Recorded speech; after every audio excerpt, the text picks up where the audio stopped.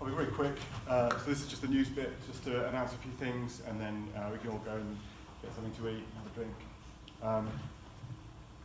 SmartSheffield News, that's what this is.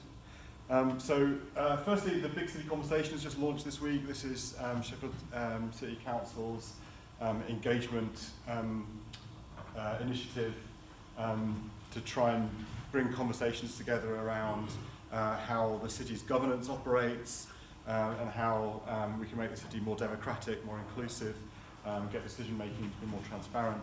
I think Nigel Slack is in the audience. I think you're leading some of those conversations as well on behalf of the council. Is that right, Nigel? Yes, I did one last Wednesday about top level governance. There will be another one after the election because we're now a little further. Yeah. About how councils engage with local areas, neighbourhoods, and how decision making should be devolved to those levels. Cool. And also the announcement this week is that the online platform has been launched, so you can now participate in those conversations online at that address. Sheffield City Region Active Travel Map, which you heard about earlier today, that's now live, and as we heard, live until end of March. This other thing that I noticed, there's now a Sheffield Schools Environment and Recycling Task Force that's been announced by Sheffield City Council, so looking at how schools in the city can become more environmentally conscious and reduce their waste and carbon footprint. So that's part of the kind of sustainable city agenda, if you like, that people might want to get involved in and get more information about.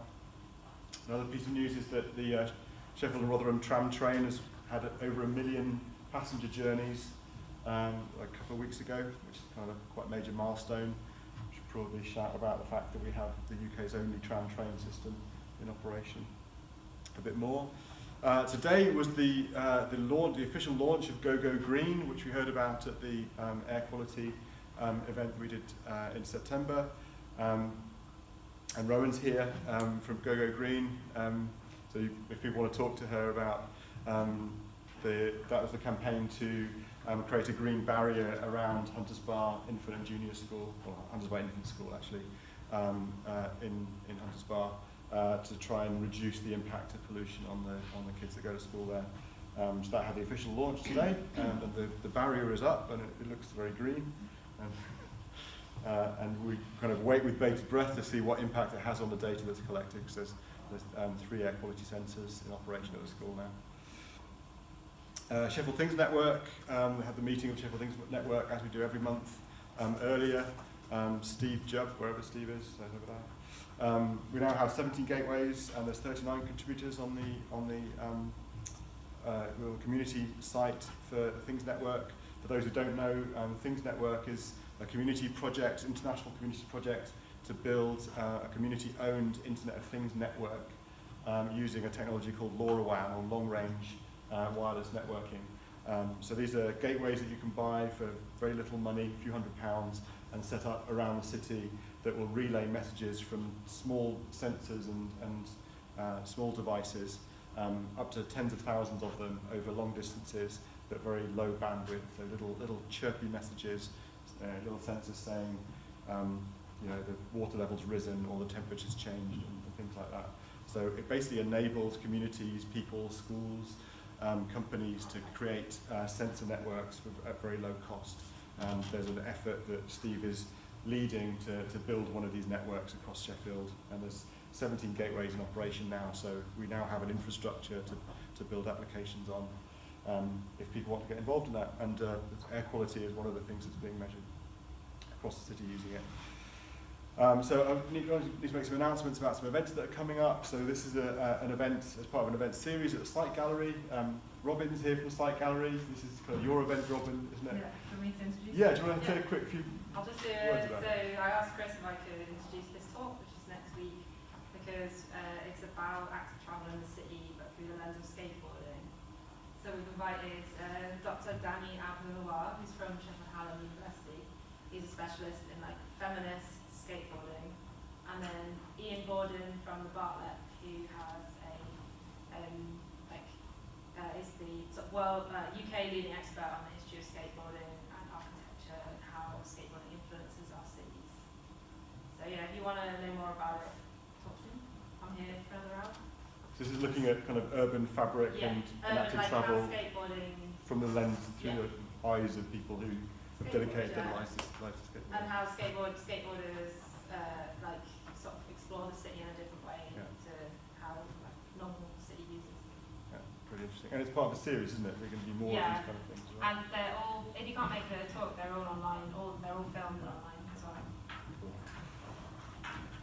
Okay, just a reminder that Urban Flows have got their weekend Datahack at the end of this month. So this is to create new applications using the data that Urban Flows is collecting. They're measuring all sorts of different energy and movement flows across the city and making this available for developers, designers, interested parties, data scientists, to analyse and create new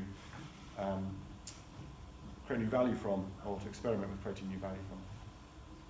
Also, there's a new kind of Yorkshire network or northern network around decarbonising the transport infrastructure, which is launching in Leeds at the end of this month as well. It's called Decarbonate.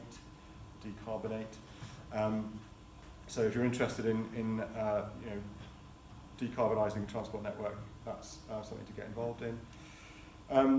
IoT Sheffield, which is our sister meetup, is back on the 5th of December in the Dymond building, and the topic is going to be smart cities specifically, so looking at Internet of Things as it relates to smart cities. So that's worth looking out for as well. These are all of the events that are coming up. These are all the things that are going on the Sheffield Digital calendar, all the meetups that are going on over the next month. Which I might leave up later, although I'm also leaving the map up, I'm not sure what to do. But nonetheless, if you're interested in these events, want to see more of them, want to come to more of them, want to see other topics discussed and debated, do sign up at the SmartSheffield.city website, sign up onto the mailing list, and then you'll get notified when the next event happens and these kind of things. We also send out newsletters occasionally with events and things that are going on that we think our community should be interested in. And if you've got anything that you'd like me to present at the next one of these, then email me and let me know about it, and I'll put it in Smart Sheffield News. And on that note, we'll end there and break for food. There's like covers on all the food out there, so just take them off and help yourselves, get drinks, and then eat them out in the club area. And I'll see you in a bit. Anybody who wants to come up to the third floor and go down the slide, come and see me in a sec, and I'll take the first group up there in about 5 or 10 minutes. Okay, thanks very much for coming, everyone. See you soon.